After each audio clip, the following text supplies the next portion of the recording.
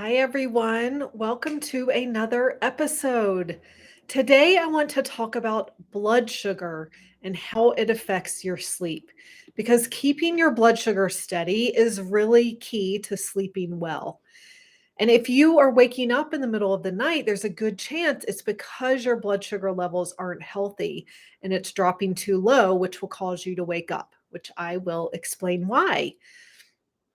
But I do want to point out that you can have blood sugar issues even if you eat healthy and you avoid sugar and carbs.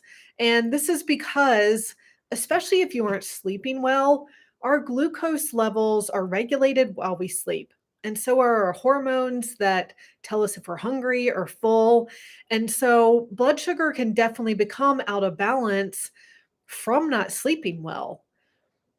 Or other another possibility is that when you start having symptoms like insomnia, that means that there are imbalances in your body. Things are out of whack, and different systems in your body are starting to break down. And for some people, because of their genetics, it's that blood sugar regulation that is one of the first things to break down. Now, yes, diet is critical for healthy blood sugar levels, and I will talk about that. But I just want you to know that you could be eating a really great diet and still have blood sugar issues. So you still want to listen to this. Now, let's talk about first how the blood sugar roller coaster happens and how this affects sleep. So, let's say you start your day with a muffin and a cup of coffee. Your blood sugar is going to spike really high, and then your body is going to release insulin to lower it. So it's going to lower it really low. Then your body's going to release stress hormones like epinephrine or adrenaline and norepinephrine and cortisol.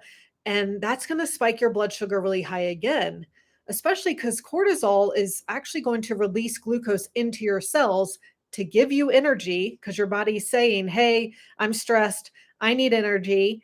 And then that's going to raise your blood sugar again. And then you're on that very extreme roller coaster. And even if you don't start your day with a pastry and a cup of coffee, even if you don't get enough protein and fat for breakfast, then you can still be spiking your blood sugar too high. Let's say you start with a smoothie, but it doesn't have enough protein and fat. Then you can still be on this roller coaster even if you are eating healthy and caring about what you eat and not eating refined sugar and carbs. Now, when this blood sugar roller coaster is happening all day, then it's also going to continue into the night. And when your blood sugar levels drop too low in the night, your body's going to release those same stress hormones, including cortisol and adrenaline, which is going to cause you to feel wired and awake. And so, this is a common reason why my clients are waking up in the night and having a hard time falling back asleep. And I have one client named Peter who is a 78-year-old man who I think I've talked about before on here, but his main cause of his insomnia was this low blood sugar at night. And I could tell from the intake questionnaire he filled out that he had many signs of blood sugar dysregulation and insulin resistance, which I'll also explain. And his doctor didn't catch any of these signs.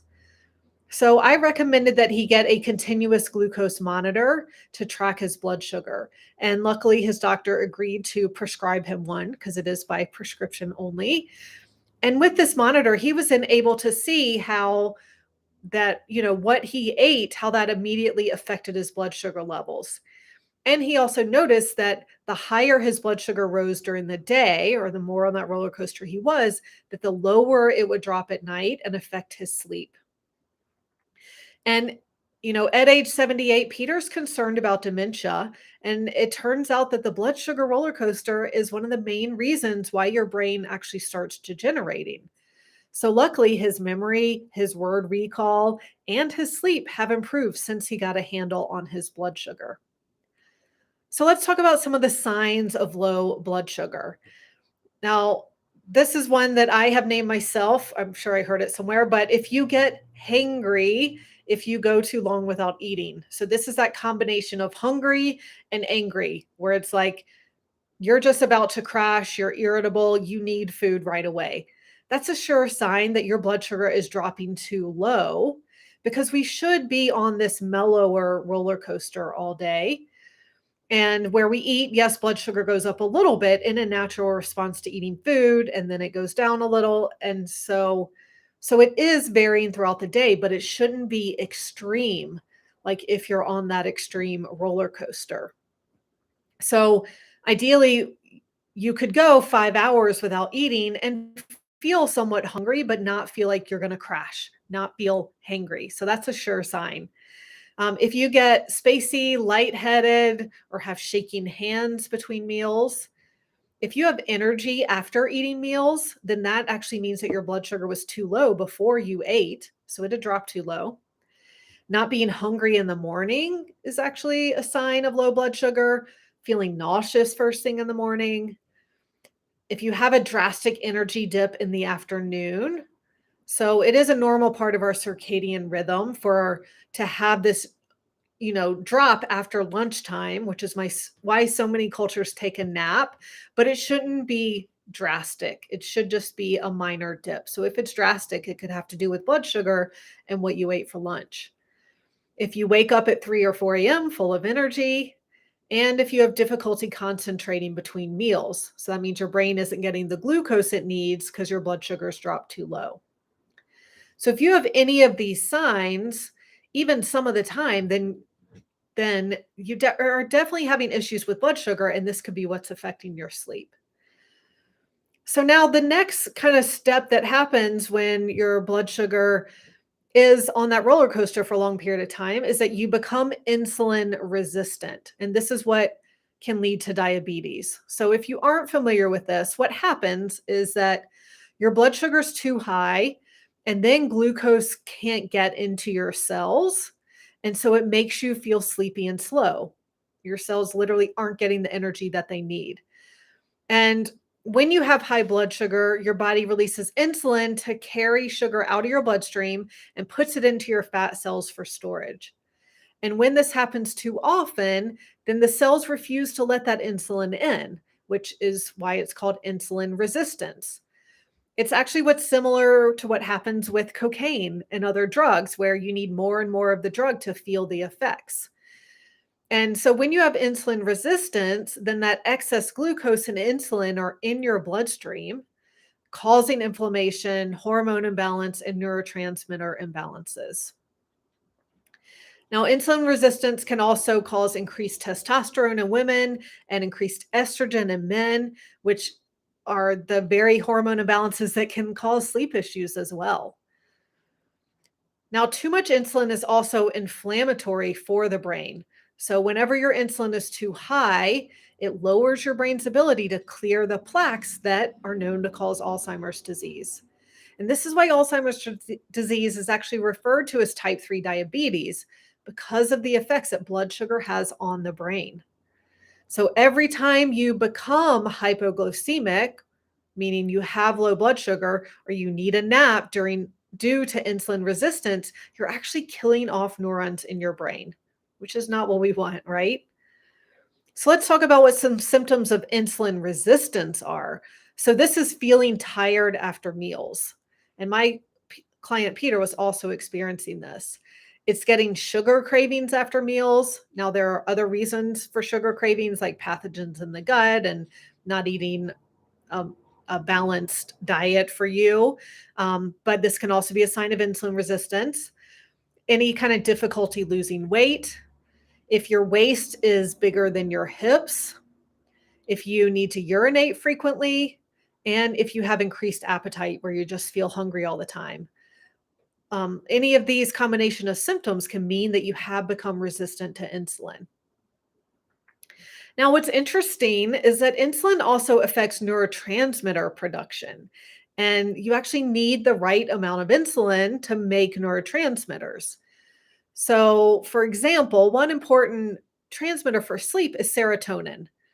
And if you don't have enough insulin, then what happens is that not enough tryptophan gets to your brain, and then you don't make enough serotonin because you need tryptophan to convert to serotonin. And then that can make you feel depressed and awake at night. So, symptoms of serotonin deficiency are depression and lack of enjoyment, PMS, paranoia, and poor sleep. And a sure sign of serotonin deficiency is craving carbohydrates.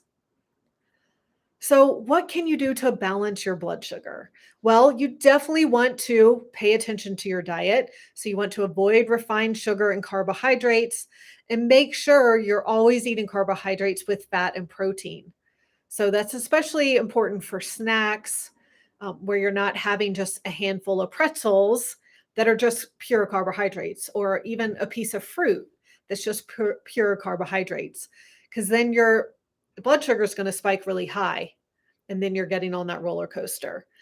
So I really help my clients balance their meals and snacks with the appropriate ratio of macronutrients. That's that carbohydrate, fat, and protein for their specific body. And I use something called the metabolic typing diet to help them find their ideal balance of those macronutrients. And then we refine it for them. And this is really key to keeping blood sugar levels steady and regulating hormone balance so that you can sleep well. Now, if you do think that blood sugar is an issue for you, then eating a small snack before bed, just 100 to 200 calories with complex carbohydrates, fat, and protein can help. And if that snack helps, then blood sugar is definitely an issue for you. Now, avoiding any foods you're sensitive to is also important because food sensitivities cause those blood sugar fluctuations and surges of insulin. And pretty much, if you have blood sugar issues and you aren't sleeping, then your body isn't healthy. And the only way to get better is to find everything that's causing stress in your body and your mind and correct them.